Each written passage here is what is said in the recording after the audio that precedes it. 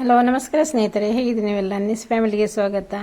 ನಿಮ್ಮಲ್ಲಿ ಹಲಸಿನಕಾಯಿ ಬೀಜ ಇದೆ, ಅದರಲ್ಲಿ ಒಂದು ಒಳ್ಳೆಯ ಸ್ಪೆಷಲ್ ಆದ ತಿಂಡಿಯನ್ನು ಮಾಡ್ತಾ ಇದ್ದೇನೆ. ಬನ್ನಿ, ಅದಕ್ಕೆ ಬೇಕಾಗುವಂಥ ಸಾಮಗ್ರಿಗಳನ್ನು ರೆಡಿ ಮಾಡೋಣ. ಮೊದಲಿಗೆ ಒಂದು 15-20ರಷ್ಟು ಹಲಸಿನಕಾಯಿ ಬೀಜವನ್ನು ತೊಳೆದು ಸ್ವಲ್ಪ ಉಪ್ಪು ಹಾಕಿ ನೀರು ಹಾಕಿ ಅದನ್ನು ಚೆನ್ನಾಗಿ ಬೇಯಿಸುವುದು. ನಂತರ ಹೊರಗಿನ ಸಿಪ್ಪೆಯನ್ನು ಮಾತ್ರ ತೆಗೆಯುವುದು.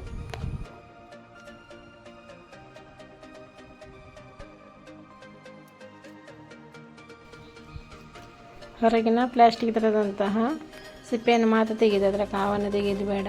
ಕಾವು ಆರೋಗ್ಯಕ್ಕೆ ತುಂಬ ಒಳ್ಳೆಯದು. ಆದ ಕಾರಣ ಕಾವು ಸಮೇತ ಇದನ್ನು ಮಿಕ್ಸಿಯಲ್ಲಿ ಗ್ರೈಂಡ್ ಮಾಡೋದು. ಚೂರು ನೀರು ಹಾಕದೆ ಇದನ್ನು ಡ್ರೈ ಆಗಿ ಈ ರೀತಿ ಮಿಕ್ಸಿಯಲ್ಲಿ ಪುಡಿ ಮಾಡೋದು.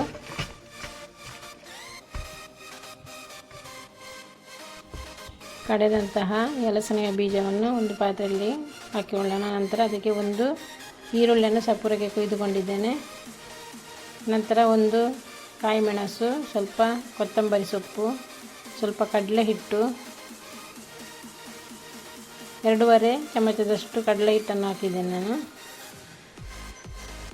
ನಂತರ 1 ಚಮಚದಷ್ಟು ಕಾರ್ನ್ಫ್ಲೋರ್, 1 ಚಮಚದಷ್ಟು ಅಕ್ಕಿ ಹುಡಿ, 1 ಚಮಚದಷ್ಟು ಕಬಾಬ್ ಪೌಡರ್, ಒಂದು ಅರ್ಧ ಚಮಚದಷ್ಟು ಚಿಲ್ಲಿ ಪೌಡರ್, ಕಾಶ್ಮೀರಿ ಚಿಲ್ಲಿ ಆದರೆ 1 ಚಮಚದಷ್ಟು ಹಾಕ್ಬೋದು. ನಂತರ ಸ್ವಲ್ಪ ಗರಂ ಮಸಾಲ, 1 ಚಮಚದಷ್ಟು ಜಿಂಜರ್ ಗಾರ್ಲಿಕ್ ಪೇಸ್ಟ್, ಇಷ್ಟನ್ನೆಲ್ಲ ಹಾಕಿ ನಂತರ ಚೆನ್ನಾಗಿ ಮಿಕ್ಸ್ ಮಾಡೋದು.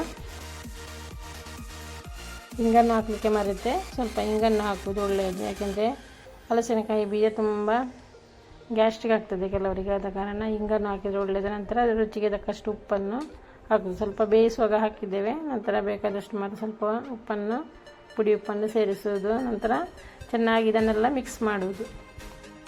ಇದಕ್ಕೆ ಸ್ವಲ್ಪ ಕರಿಬೇವಿನ ಸೊಪ್ಪನ್ನು ಕೂಡ, ಬೇವು ಸೊಪ್ಪು ಕೂಡ ಆ್ಯಡ್ ಮಾಡಿದ್ದೇನೆ. ನಂತರ ಸ್ವಲ್ಪ ನೀರನ್ನು ಇದಕ್ಕೆ ಸೇರಿಸಿ ಚೆನ್ನಾಗಿ ಮಿಕ್ಸ್ ಮಾಡಿ ಚಟ್ಟಂಬಡೆಯ ಹಿಟ್ಟಿನ ಹದಕ್ಕೆ ಇದನ್ನು ರೆಡಿ ಮಾಡೋದು.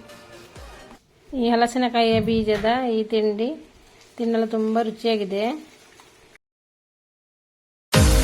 ಇದಕ್ಕೆ ಕಟ್ಲೆಟ್ ಅಂತಲೂ ಹೇಳ್ಬೋದು, ಚಟ್ಟಂಬಡೆ ಅಂತಲೂ ಹೇಳ್ಬೋದು, ಯಾವ ಹೆಸರು ಬೇಕಾದರೂ ಇಟ್ಕೊಳ್ಬೋದು. ಆದರೆ ಇದು ತುಂಬ ರುಚಿಯಾಗಿದೆ ತಿನ್ನಲು, ಹಾಗೂ ಎಲ್ಲರೂ ಇಷ್ಟಪಟ್ಟು ತಿಂತಾರೆ, ದೊಡ್ಡವರು ಹಾಗೂ ಮಕ್ಕಳು. ಸ್ವಲ್ಪ ಖಾರ ಜಾಸ್ತಿ ಬೇಕು ಅಂತಂದರೆ ಅದಕ್ಕೆ ಸ್ವಲ್ಪ ಚಿಲ್ಲಿ ಪೌಡರನ್ನು ಜಾಸ್ತಿ ಹಾಕಿದರೆ ಆಯಿತು. ನಮಗೆ ಯಾವ ಸೈಜಿನ ಚಟ್ಟಂಬಡೆ ಬೇಕು ಆ ಸೈಜಲ್ಲಿ ನಾವು ಮಾಡೋದು. ಸ್ವಲ್ಪ ತೆಳುವಾಗಿ ಮಾಡಿದರೆ ಒಳ್ಳೆಯದು, ಬೇಗನೆ ಫ್ರೈ ಆಗೋದು. ಇಲ್ಲದಿದ್ದರೆ ಹೊರಗೆ ಮಾತ್ರ ಫ್ರೈ ಆಗ್ತದೆ, ಒಳಗೆ ಫ್ರೈ ಆಗೋದಿಲ್ಲ. ಆದ ಕಾರಣ ಸ್ವಲ್ಪ ತೆಳುವಾಗಿ ಮಾಡಿದರೆ ಬೇಗನೆ ಚೆನ್ನಾಗಿ ಫ್ರೈ ಆಗೋದು. ಪ್ಯಾನ್ ಬಿಸಿಯಾಗಿದೆ. ಇವಾಗ ಇದಕ್ಕೆ ಎಣ್ಣೆಯನ್ನು ಹಾಕೋದು. ನಾನು ಪಾಮ್ ಆಯಿಲನ್ನು ಯೂಸ್ ಮಾಡ್ತಾ ಇದ್ದೇನೆ. ಎಣ್ಣೆ ಬಿಸಿಯಾದ ಕೂಡಲೇ ಒಂದೊಂದಾಗಿ ಈ ಚಟ್ಟಂಬಡೆಯನ್ನು ಇದರಲ್ಲಿ ಡೀಪ್ ಫ್ರೈ ಮಾಡೋದು. ಫ್ರೈ ಮಾಡುವಾಗ ಒಳ್ಳೆ ಪರಿಮಳ ಬರ್ತಾ ಇದೆ, ಕಬಾಬ್ ಥರ. ಕಬಾಬ್ ಪೌಡರೆಲ್ಲ ಹಾಕಿದ್ದೇವಲ್ಲ ಇದಕ್ಕೆ, ಆದ ಕಾರಣ ಒಳ್ಳೆ ಪರಿಮಳ ಇದೆ ಇದಕ್ಕೆ.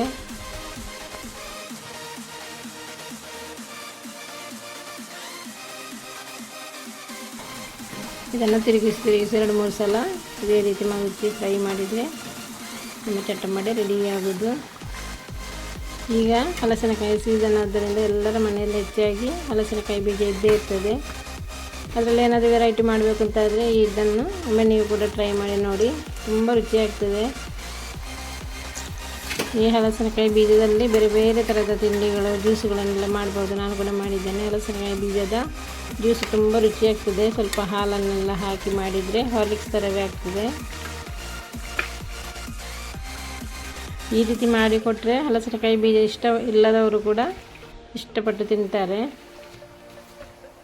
ಬೇಕರಿಯಿಂದ ಯಾವಾಗ ಮಾಡಿಟ್ಟ ತಿಂಡಿಗಳನ್ನು ತರುವ ಬದಲು ಇದೇ ರೀತಿ ಮನೆಯಲ್ಲಿ ಬೇರೆ ಬೇರೆ ಥರದ ವೆರೈಟಿಯಾದ ತಿಂಡಿಗಳನ್ನು ಟ್ರೈ ಮಾಡಿ ನೋಡಿ. ಸಂಜೆಯ ಚಾಕ್ಕೆ ಎಲ್ಲರೂ ಇಷ್ಟಪಡುವಂತಹ ಒಂದೊಳ್ಳೆಯ ಒಂದು ಸ್ನ್ಯಾಕ್ಸ್ ಅಂತಲೇ ಹೇಳ್ಬೋದು. ಮೀಡಿಯಂ ಫ್ಲೇಮಲ್ಲಿ ಇಟ್ಟು ಇದನ್ನು ಫ್ರೈ ಮಾಡಿದರೆ ನಿಮಗೆ ಒಳಗೆ ಕೂಡ ಚೆನ್ನಾಗಿ ಬೇಯುತ್ತದೆ. ಒಳ್ಳೆ ರುಚಿಯಾದ ಪರಿಮಳವಾದ ಈ ಸ್ಪೆಷಲ್ ತಿಂಡಿ, ಹಲಸಿನಕಾಯಿ ಬೀಜದ ತಿಂಡಿ ರೆಡಿಯಾಗಿದೆ. ನೀವು ಇದನ್ನು ಟ್ರೈ ಮಾಡಿ ನೋಡಿ. ನಿಮ್ಮ ಅನಿಸಿಕೆಗಳನ್ನು ಕಮೆಂಟ್ ಮೂಲಕ ತಿಳಿಸಿ. ನಮ್ಮ ಈ ಸಿಂಪಲ್ ಆದ ವಿಡಿಯೋ ಇಷ್ಟವಾದರೆ ಒಂದು ಲೈಕ್ ಕೊಡಿ, ಶೇರ್ ಮಾಡಿ, ಸಬ್ಸ್ಕ್ರೈಬ್ ಮಾಡಿ. ಇನ್ನು ಮುಂದಿನ ವಿಡಿಯೋದಲ್ಲಿ ಸಿಗುವವರೆಗೂ ಬಾಯ್.